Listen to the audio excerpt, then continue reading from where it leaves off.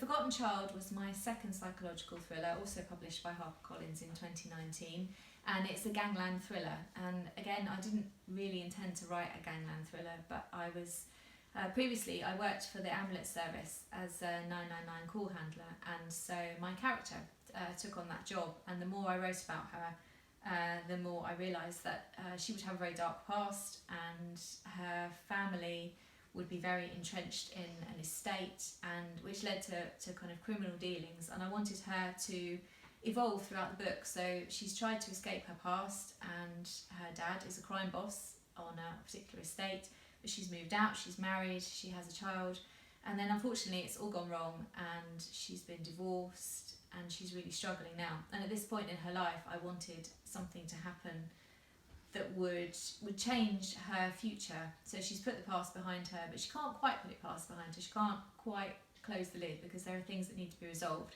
So really most of this book is about the resolution, and things come to light that she never expected, and family that perhaps she thought she had lost is maybe found again.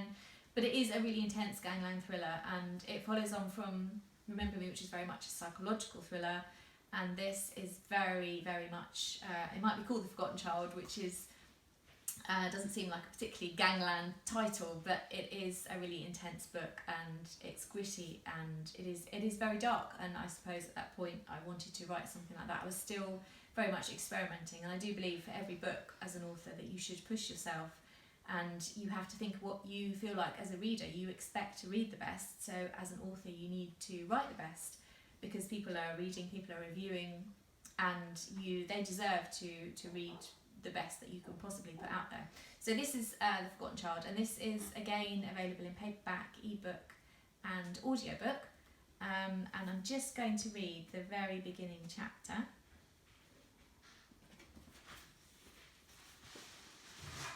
Milo, can you turn your game down just for a bit, please? I can't hear you, Mum. What? Holly took a deep breath, swallowing the tears, trying not to glance at the text message on her phone.